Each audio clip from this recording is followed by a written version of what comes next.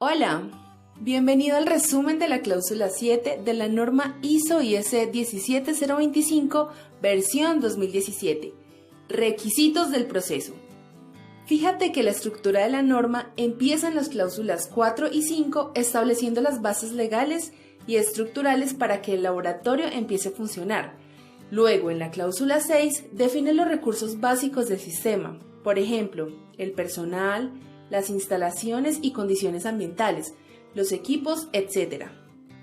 Ahora, en la cláusula 7, la norma establece todos los requisitos desde que el cliente inicia una solicitud, ya sea para muestreo, ensayo o calibración, hasta llegar a emitir el informe de resultados. Empecemos. Revisión de los pedidos, las ofertas y los contratos. En esta sección, el laboratorio debe documentar los requisitos en un procedimiento. A continuación, te presento algunas recomendaciones para lograrlo, pero antes debes entender algunos conceptos. ¿Qué es una solicitud? Es la necesidad que el cliente expresa al laboratorio para la realización de un muestreo, un ensayo o una calibración. ¿Qué es una oferta? Es lo que el laboratorio puede ofrecerle al cliente para resolver su solicitud. ¿Qué es un contrato? Es el documento mediante el cual el laboratorio y el cliente llegan a un acuerdo para la realización de un muestreo, un ensayo o una calibración. ¿Qué es lo que debe garantizar el procedimiento? A. Que los requisitos se definan, documenten o comprendan adecuadamente. El laboratorio debe asegurarse de que comprende muy bien las necesidades del cliente y al mismo tiempo que el cliente entiende la oferta del laboratorio, normalmente en un portafolio de servicios. El cliente puede tener varias maneras de realizar la solicitud, ya sea por teléfono, por email, por oficio escrito, etc. Te recomiendo documentar y guardar esta evidencia porque será objeto de auditoría. En tu procedimiento puedes especificar el cómo se van a recibir las solicitudes. B. Debe asegurar que el laboratorio cuenta con la capacidad y los recursos para cumplir los requisitos. El laboratorio nunca puede ofertar lo que no puede cumplir. Debes asegurarte de que el laboratorio cuenta con la infraestructura, el personal, los equipos, los reactivos, etc. necesarios para cumplir con la solicitud del cliente. C. Debe asegurar que se aplican los requisitos de la norma cuando el laboratorio utiliza proveedores externos. Si el laboratorio va a subcontratar muestreos, ensayos o calibraciones, debe asegurarse de que el cliente entiende y acepta esta subcontratación. Los proveedores externos de servicios deben recibir el mismo tratamiento que los proveedores de productos, es decir, hay que evaluarlos, hay que hacer seguimiento y tomar medidas cuando sea necesario. D. Debe asegurar que se seleccionan los métodos o procedimientos adecuados y que sean capaces de cumplir los requisitos del cliente. Muchas veces los clientes no tienen ni idea de los métodos que usa el laboratorio, solo le interesa el resultado. En este caso, el laboratorio debe asegurar de que el método cumple con los requisitos de desempeño para satisfacer las necesidades del cliente. La norma dice que si el laboratorio tiene clientes internos o habituales, las revisiones de las solicitudes, las ofertas y los contratos pueden simplificarse. Tú defines hasta dónde simplificas la situación.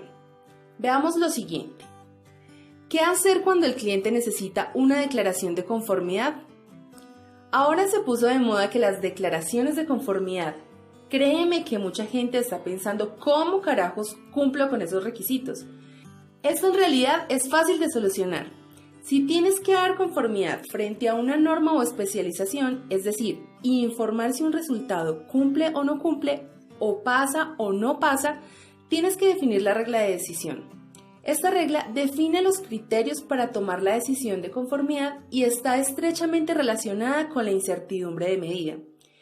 Dentro de tu procedimiento debe quedar muy claro la regla de decisión que vas a emplear y debes asegurarte de que esa regla la conoce y aprueba el cliente.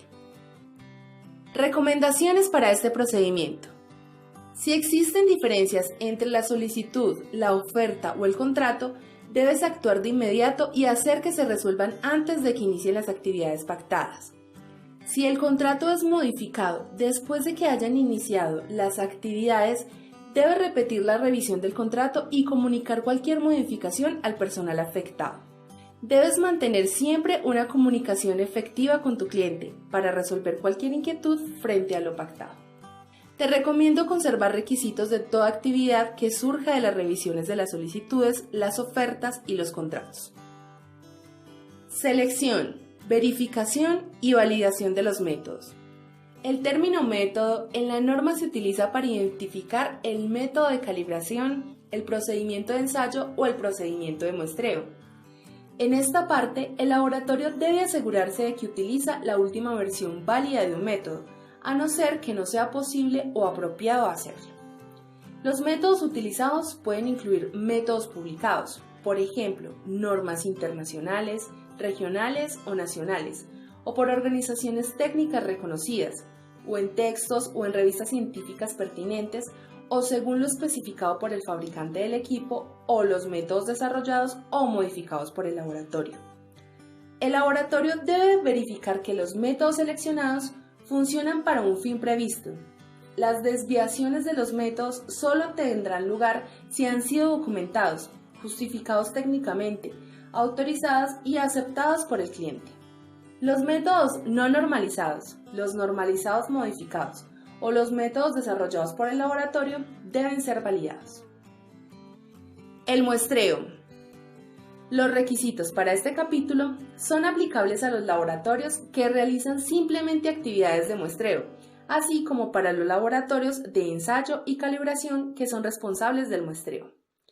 El laboratorio debe tener disponible y aplicar un plan de muestreo y un método de muestreo cuando lleva a cabo el muestreo de sustancias, materiales o productos para ser ensayados o calibrados.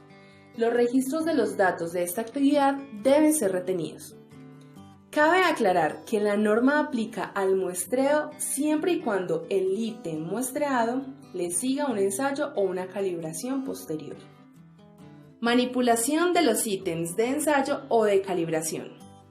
El laboratorio debe tener un procedimiento para el transporte, la recepción, el manejo, la protección, el almacenamiento, la retención y la eliminación o devolución de los ítems de ensayo o de calibración. Este procedimiento debe contener un sistema para la identificación de los ítems de ensayo o de calibración.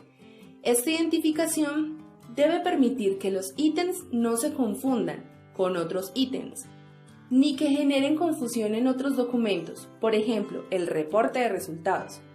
En caso de que algunos ítems tengan que ser almacenados o acondicionados bajo condiciones ambientales específicas, estas condiciones se mantendrán controladas y registradas por el tiempo que sea necesario. Los registros técnicos. El laboratorio debe conservar los registros técnicos, los cuales deben estar en lugares específicos para asegurar la trazabilidad de las actividades del laboratorio y así proporcionar información para la toma de decisiones. Los registros técnicos se emplean para generar resultados, el informe de resultados y la información suficiente para facilitar, si es posible, la identificación de factores que afecten el resultado de la medición y su incertidumbre de medición asociada, y permitir la recepción de la actividad del laboratorio si se requiere, proporcionando la trazabilidad a versiones anteriores o para observaciones originales en caso de que hayan modificaciones. Evaluación de la incertidumbre de medición. Los laboratorios de ensayo deben evaluar la incertidumbre de medida teniendo en cuenta todas las contribuciones que son de importancia, incluidas las derivadas del muestreo. En la norma te puedes dar cuenta que para un método en particular, donde se ha establecido y verificado la incertidumbre de la medición de los resultados, no es necesario evaluar la incertidumbre de medición para cada resultado. Esto aplica si el laboratorio es capaz de demostrar que los factores críticos que influyen están bien identificados y bajo control. Los laboratorios de calibración deben evaluar la incertidumbre de medición para todas las calibraciones, teniendo en cuenta todas las contribuciones que son de importancia, incluidas las derivadas del muestreo. Aseguramiento de la validez de los resultados. En esta parte, el laboratorio debe tener un procedimiento y unos registros para el seguimiento de la validez de los resultados. Para asegurar la validez de los resultados, el laboratorio puede incluir, entre otras cosas, el uso de materiales de referencia o materiales de control de calidad, el uso de instrumentos trazables, gráficos o cartas de control, verificaciones intermedias, replicar ensayos o calibraciones, repetición de pruebas o calibraciones, correlación de los resultados obtenidos, revisión de los resultados reportados, comparaciones intralaboratorio y ensayo de muestras ciegas. El laboratorio debe participar en ensayos de aptitud y o comparaciones entre laboratorios. Tales actividades deben ser planificadas y revisadas por personal competente para ello. El informe de resultados. El laboratorio debe emitir un informe de los resultados de las actividades que realiza. La información común que se debe incluir en los informes de los ensayos, las calibraciones o en los informes de muestreo se presenta en detalle en la sección 7.8.2. Los requisitos comunes incluyen un título, el nombre y la dirección del laboratorio, lugar donde se realizan las actividades del laboratorio, el nombre y la identificación de contacto del cliente, la identificación del método, etc. Cuando el informe de resultados se declara conformidad frente a unos requisitos establecidos, el laboratorio debe documentar la regla de decisión teniendo en cuenta el nivel de riesgo para dicha regla. Si el cliente, los reglamentos o documentos normativos especifican la regla de decisión, entonces no se requiere de un análisis riguroso sobre el nivel de riesgos. Las quejas. En esta parte se requiere de un proceso bien documentado para recibir, evaluar y tomar decisiones sobre las quejas. En este proceso se espera previa solicitud, que esté disponible para cualquier parte interesada y los resultados que han de comunicarse al reclamante serán hechos por o revisados y aprobados por personas que no participan en las actividades originales del laboratorio en cuestión. Las reclamaciones son muy comunes en todas las organizaciones. Te recomiendo tomar nota de ellas y aprovechar la oportunidad para mejorar el sistema de gestión del laboratorio. El trabajo no conforme. En esta parte, el laboratorio debe tener un procedimiento para la gestión del trabajo no conforme, el cual debe contener las responsabilidades y autoridades para la gestión de dichos trabajos. Las acciones subsiguientes se tomarán teniendo en cuenta los niveles de riesgo. Se hace una evaluación de la importancia del trabajo no conforme. Se toma la decisión sobre la aceptabilidad del trabajo no conforme. Se notifica al cliente si es posible y se define la responsabilidad para autorizar la reanudación del trabajo. Si es necesario, se puede considerar detener o repetir el trabajo y retener los informes. Se deben conservar los registros del trabajo no conforme y de las acciones relativas. Control de los datos y gestión de la información. En este apartado se establecen los requisitos para la información del sistema de gestión.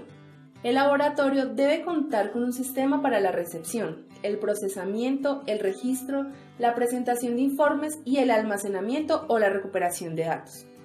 El sistema de gestión de la información deberá estar protegido contra el acceso no autorizado, estar protegido contra la manipulación y la pérdida, tener un mantenimiento que asegure la integridad de los datos y, en caso de fallas, incluir acciones correctivas apropiadas e inmediatas.